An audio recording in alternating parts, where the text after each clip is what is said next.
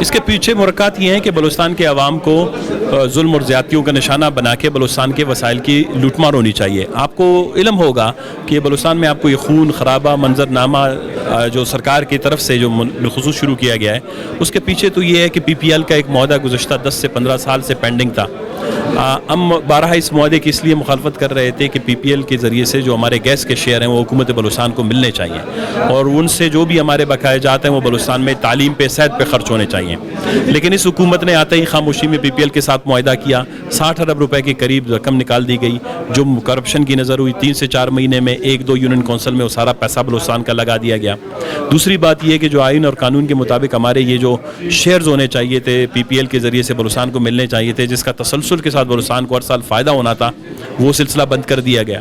تیسری بات یہ ہے کہ آپ کو یاد ہوگا کہ بالخصوص بلوچستان کے اندر ایک بل انہوں نے پاس کیا ہے ایس آئی ایف سی کا, قدرتی وسائل معدنیات وغیرہ کی ہارمونائزیشن کا. بلوچستان میں اس وقت لوٹ مار لگی ہوئی ہے. بلوچستان کے تمام بڑے قدرتی وسائل کو جو ہے کوڑیوں کے دام جو ہے بڑی بڑی کمپنیوں کو جو انہوں نے دے دیا ہے. تو یہ بلوچستان کے لوگ رونے دھونے میں مصروف ہیں, جلسے جلوس میں مصروف ہیں. یہاں پر یہ کرپشن کا بازار گرم ہے.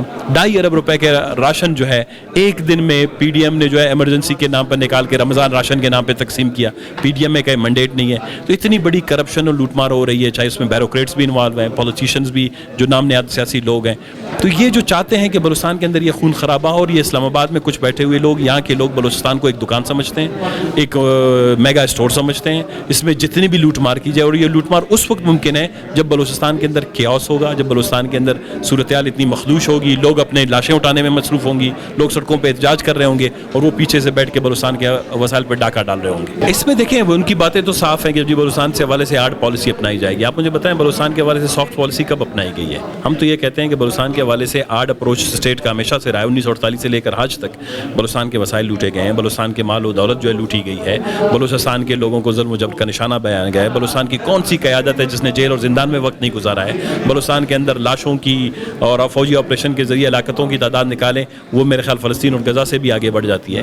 تو یہ ہارڈ اسٹیٹ کا اپروچ, یہ ہے ہی آپریشن. بلوچستان میں آپریشن جاری ہے. پہلے آپریشن ہمارے لوگوں کی جان و مال کو تحفظ تھا.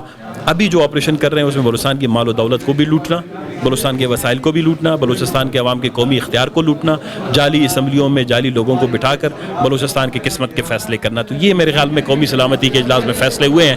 بلوچستان میں خوشی, بلوچستان کے عوام کے مطالبات, بلوچستان کے عوام کے انسانی حقوق سے متعلق کوئی فیصلہ نہیں ہوا. بلوچستان کا مسائل کا بالکل حل ہے. آئین کے تحت اگر بلوچستان میں گو کہ اس آئین میں کافی خم ہیں, سکم ہیں, خرابیاں ہیں, لیکن پھر بھی اگر آئین کے تحت بیٹھا جائے تو بلوچستان کے مسئلے کا حل نکل سکتا ہے. اس میں انسانی حقوق کے بنیادی انسانی حقوق ہیں, ان کا تحفظ ہونا چاہیے. بلوچستان کے جو قدرتی وسائل پر بلوچستان کے عوام کا اختیار ہے وہ ہونا چاہیے. آئین کا آرٹیکل ہے 170(3) جس کو کہتے ہیں 172(3), جس کے تحت قدرتی وسائل 100% بلوچستان کی ملکیت ہونے چاہیے, دی منرل ریسورسز. آج اسلام آباد نے ان کو دوبارہ واپس لے لیا ہے. تو آئین سے انحراف, قانون سے انحراف, انصاف سے انحراف, بلوچستان کے عوام کے ان کی حق کی ملکیت سے انحراف نے جو ہے یہ حالات پیدا کر دیے ہیں. جب ان تمام حقوق کو بلوچستان کے عوام کو آپ واپس دے دیں, جب وہ سمجھیں کہ وہ اپنے وطن میں اپنے تمام چیزوں کے مالک ہیں, بلوچستان میں میں آپ کو انصاف اور امن دوبارہ لا کے دکھا سکتا ہوں.